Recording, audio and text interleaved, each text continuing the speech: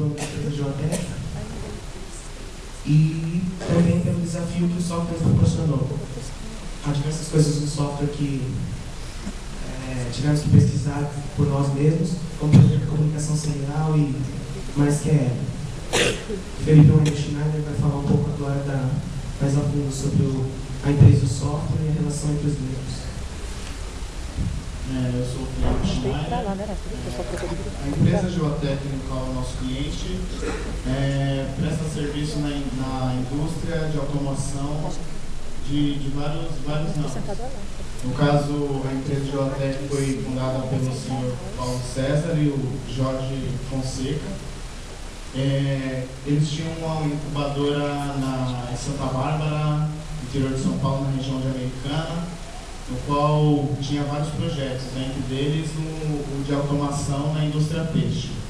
A empresa teve um projeto chamado, no caso a gente não sabe o nome da máquina, no caso é um controlador lógico, para o gerenciamento gerenciamento de produção.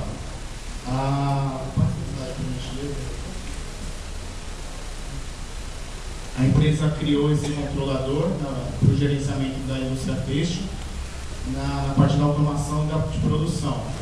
A empresa tinha o controlador lógico, mas não tinha um software adequado para fazer o gerenciamento do hardware, que no caso é a máquina, e entre as máquinas têxtil e o computador, para fazer esse gerenciamento.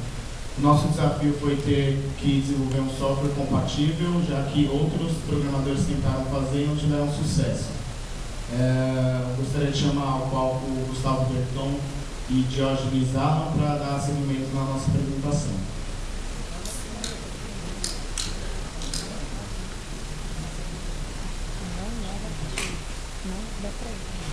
Olá, eu sou o Gustavo e eu vou apresentar para vocês o nosso caso de uso, né? Primeiramente, o caso de uso é nada mais do que todas as funções que ocorrem no sistema, todas as ações. Vocês podem perceber que no caso de uso temos duas principais figuras, né? Que são os bonecos, chamados de atores, e as elipses, que são os eventos e as ações. Vocês podem notar que os atores são todos aqueles que executam uma tarefa, uma ação no sistema. Nesse caso, um sistema em qual foi implementado o programa SISC.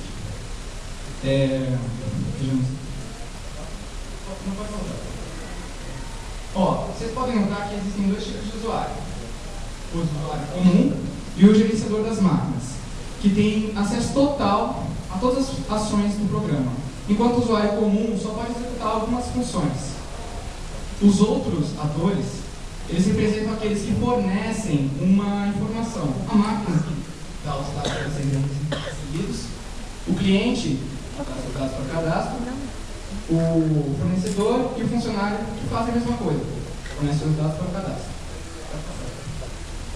Vou explicar sobre o MER, que é o modelo de entidade e relacionamento, que nada mais é do que todas as informações contidas no banco de dados representadas por tabelas. Mas o importante de cada tabela, que são as entidades, não são as informações em si, mas sim a relação entre outras entidades, que são ligadas pelos mesmos campos, ou seja, eles compartilham os mesmos dados, as mesmas informações. Por exemplo, aquela tabela ali ao fundo, que não dá para ver direito, dados do cliente. Ela se liga com o telefone do cliente por meio do campo código cliente, que compartilha a mesma informação, ou seja, na hora que vai executar o programa, na hora de rodar no banco de dados, vai ser esse mesmo campo que vai ligar as duas. Agora eu vou passar a palavra para o Diógenes Arman. Bom dia, meu nome é Diógenes. Eu vou falar um pouco sobre a linguagem escolhida por nós. Nós escolhemos o Visual Basic, que é um aperfeiçoamento do Basic, só que com o passar do tempo ganhou uma interface gráfica, a IDE, Integrate Development Environment, e é dirigida por eventos. Nós escolhemos um PP porque, por sua fácil conectividade com a corda serial. Agora eu vou falar um pouco do porquê que a gente não escolheu as outras linguagens que tivemos no nosso componente curricular. o Delphi, por sua, digamos assim, um pouco da tecnologia que não correspondia ao nosso sistema, meio ultrapassada. O Java, por ser muito complexo, e o nosso programa tem a parte de comunicação serial. Juntando a complexibilidade da comunicação serial com a complexibilidade do Java, não daria para a gente desenvolver esse prazo que a gente tem.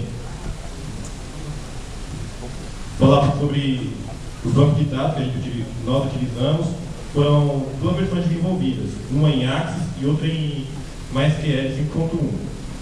A gente escolheu a primeira versão MySQL por causa da sua funcionalidade, por causa do seu trabalho inteiro, ele compartilha com os pesquisas dos dados recebidos, por ser gratuito e por ser multiplataforma e rodar tanto em Windows, Linux, etc.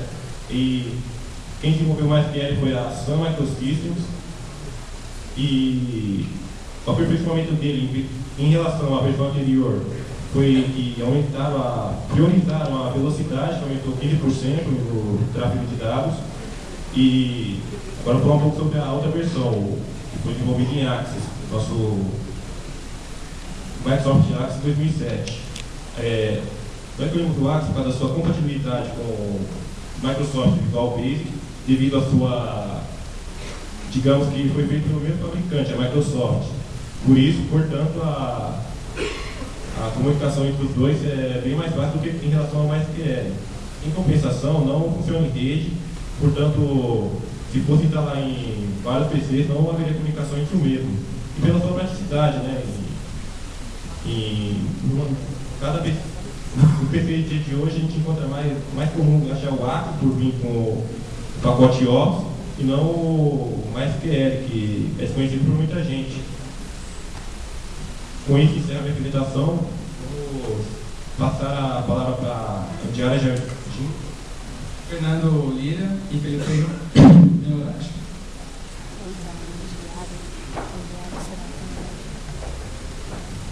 Bom dia. Bom, eu vou apresentar para vocês um pouquinho sobre comunicação serial.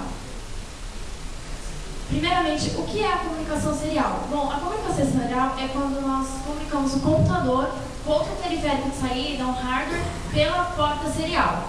O padrão dela é o RS-232, que quer dizer que ele não espera que o processador complete um ciclo inteiro para que tenha outras informações. As informações são despejadas. Isso influencia que precisa ter tanto a marca de início quanto a marca de fim.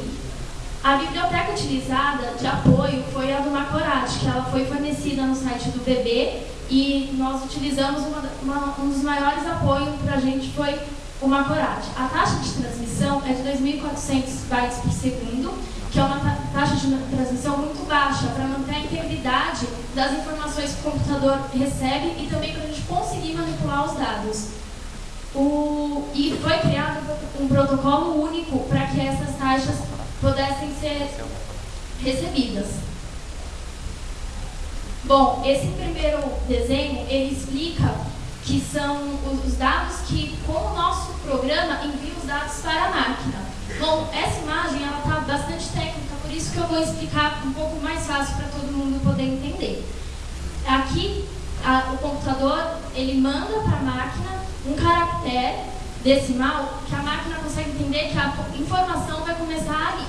E também, aí tem o endereço também da máquina.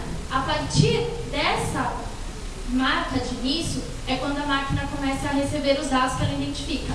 E logo depois vem a máquina de final, que é o CF, que é o final do frame. Essa outra figura são os dados que a gente recebe da máquina.